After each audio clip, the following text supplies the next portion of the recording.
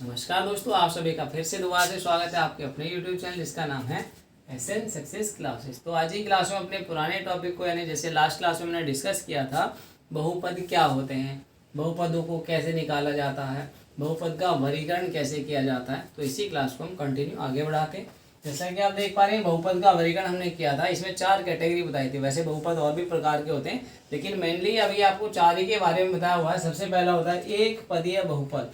एक पदीय बहुपद हमने डिस्कस किया था कि ऐसा बहुपद जिसमें केवल एक ही पद हो, ओनली एक ही पद होगा तो ये क्या कहलाएगा, एक पदीय बहुपद। दूसरी कैटेगरी आपके द्विपदी, संख्यात्मक मान है, पहले से ही पता चला द्वि यानी दो। तो ऐसा बहुपद जिसमें दो पद होंगे, दो पदों के संयोग से बना होगा, इसे द्विपद व्यंजक या द्विपद बहुपद कहा जाएगा।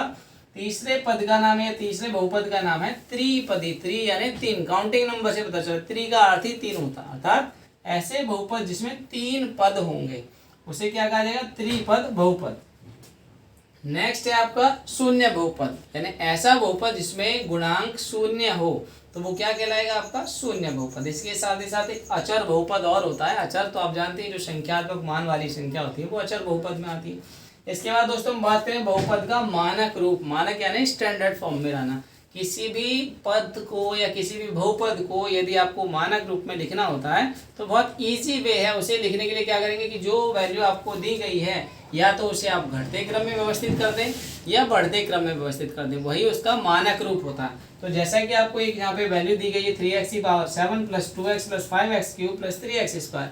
यदि आपसे कहा जाए कि इसी को मानक रूप में व्यवस्थित करें तो हम इसे या तो असेंडिंग या डिसेंडिंग किसी भी ऑर्डर में सीक्वेंस में ला सकते हैं। ठीक है, तो सबसे पहले हम क्या करेंगे, बढ़ती पावर को, सबसे बड़ी पावर को पहले लिख लेते हैं। तो क्या सबसे बड़ी पावर 3x की पावर 7।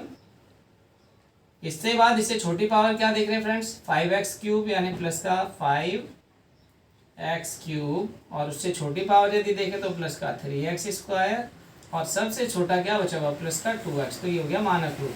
अब ये जरूरी नहीं है कि हम इसे पावर को, बड़ी पावर को ही पहले रखें, हम इसे उल्टा भी ले सकते हैं यानी नीचे से ऊपर की तरफ भी चल सकते हैं। सबसे छोटी पावर को पहले भी रखा जा सकता है। जैसे दूसरा रूप इसका लिखा जा सकता है 2x plus 3x square plus 5x cube plus 3x की पावर 7। तो इस तरह से या तो किसी भी वैल्यू को, किसी भी पद को, किसी भी बहुपद को या तो बढ़ते क्रम में व्यवस्थित कर दें या फिर घटते क्रम में व्यवस्थित कर दें, ये इसका मानक रूप कहलाता है। इसके बाद फ्रेंड्स बात करें हम बहुपद के शून्य निकालने की, जिसका हम आगे भी डिस्कस करेंगे। तो शून्य क्या है कि चर के वे मान जिन पर किसी बहुपद का मान शून्य हो जाता है उस बहुपद के शून्य अथवा मूल कहे जाते हैं। यानी दो पार्ट्स में बांटा जाता है इनको, या तो इन्हें शून्य भी कह सकते हो या फिर इन्हें मूल भी कह सकते हो। इसे दोबारा से समझ सकते हैं आप, बहुपद के शून्य क्या होते हैं, चर के ऐसे मान जिन पर किसी बहुपद का मान शून्य हो जाता वे बहुपद के शून्य अथवा मूल कहलाते हैं। ओके फ्रेंड्स, तो आइए कुछ क्वेश्चंस के माध्यम से अपने पॉइंट को क्लियर करते हैं। जैसा कि आप इसमें देख पा रहे हैं कि किसी बहुपद px के लिए y का मान जो आपको px से इक्वल दे रखा है, जिससे ग्राफ आपको नीचे दी गई, तो प्रत्येक स्थिति में आपको px के शून्यकों की संख्या बताएं। तो इस ग्राफ के माध्यम से आपको बताना है कि जो px है उसमें शून्यकों की संख्या क्या होगी।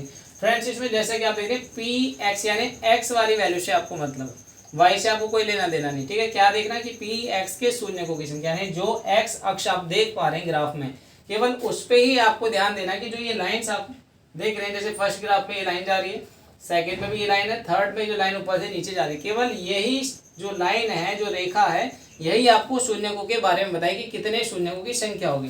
तो पहले ग्राफ में हम देख रहे हैं कि जो लाइन सीधे जा रही है वाई एक्सिस को तो कट करे, लेकिन एक्स को इसने कहीं भी कट नहीं किया। चूंकि एक्स को इसने कहीं भी कट नहीं किया इसलिए इसमें शून्यकों की संख्या हो गई 0, अर्थात इसमें तो कोई शून्य है ही नहीं।